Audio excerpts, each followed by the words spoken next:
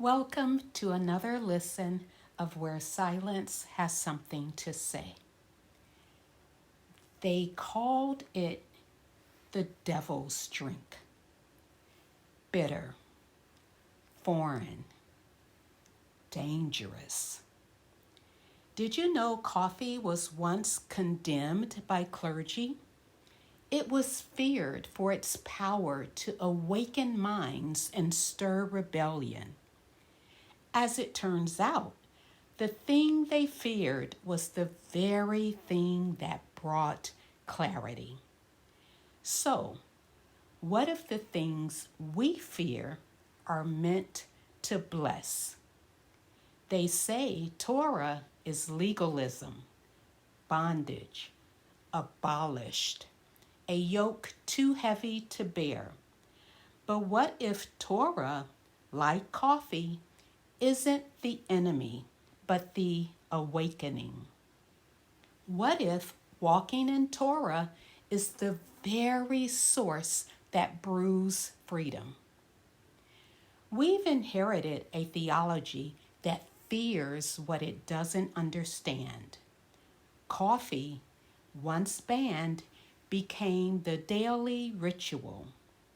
Torah, still resisted and mislabeled as bondage, is returning because we cannot live or walk rightly without it.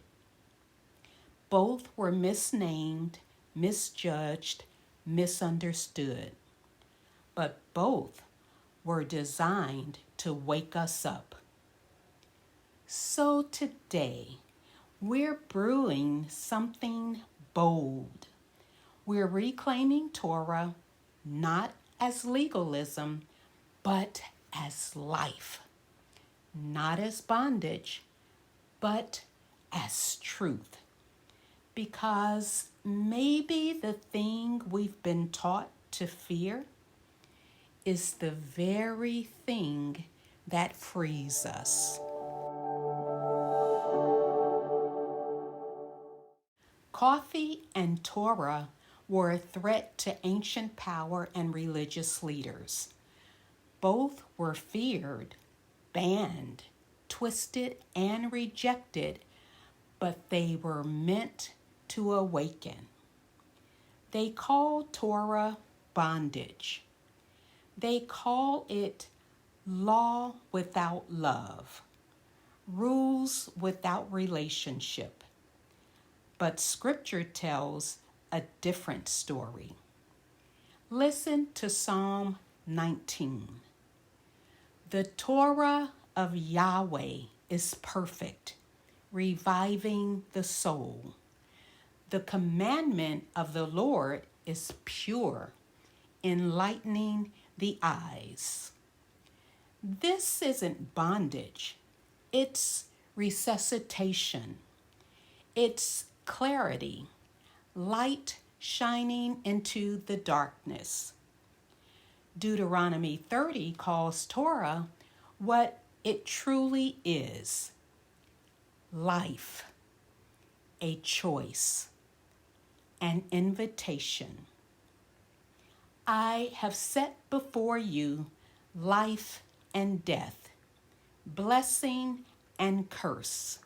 Therefore, choose life so that you and your descendants may live. Then Messiah speaks in Matthew 5. Do not think I have come to abolish the Torah or the prophets. You see, he didn't cancel the invitation.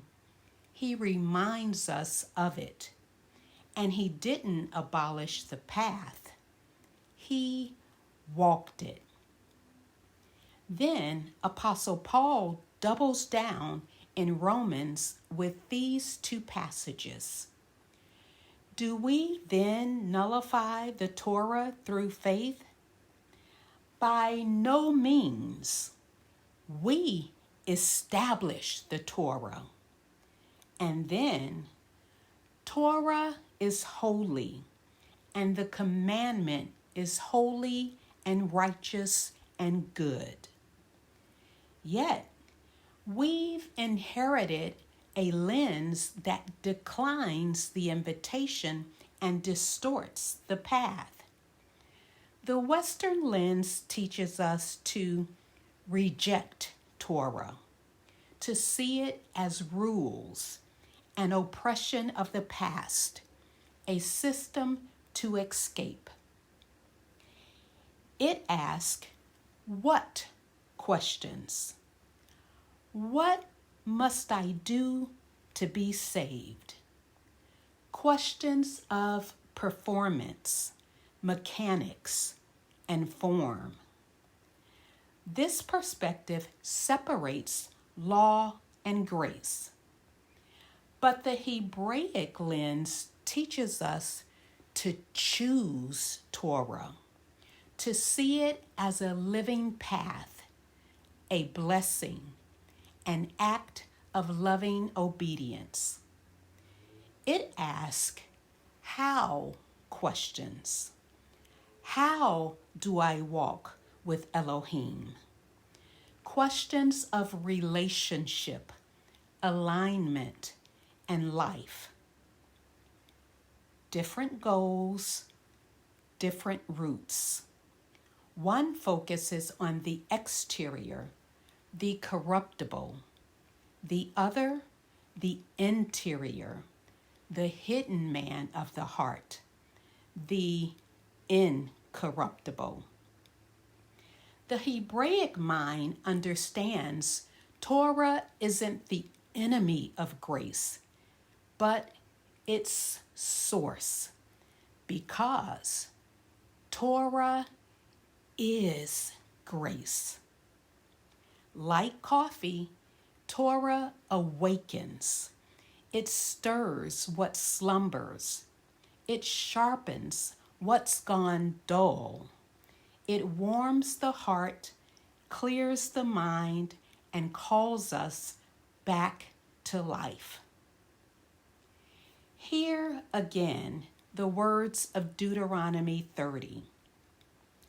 This commandment that I command you today is not too hard for you, neither is it far off, but the word is very near you. It is in your mouth and in your heart, so that you can do it. Paul echoes this in Romans 10. The word is near you, in your mouth and in your heart. That is the word of faith which we are proclaiming. And he anchors it with this, so that the righteous requirement of Torah might be fulfilled in us who walk not by the flesh, but by the Spirit. Torah was never bondage, never something to be feared. It was always meant to be lived, taught, and walked. And Psalm 119 reveals why. Blessed are those whose way is blameless, who walk in the Torah of the Lord. Not those who merely believe. Belief is not enough. But those who walk, those who trust, those who align. You see, we must do truth rather than merely believe truth. And this revelation is walked from the Psalms straight into the renewed covenant, where Apostle James admonishes, be doers of the word and not hearers only. And then, whoever looks into the perfect Torah of liberty and continues in it will be blessed in doing. So maybe it's time we stop embracing what others call bondage and start walking the path they reject.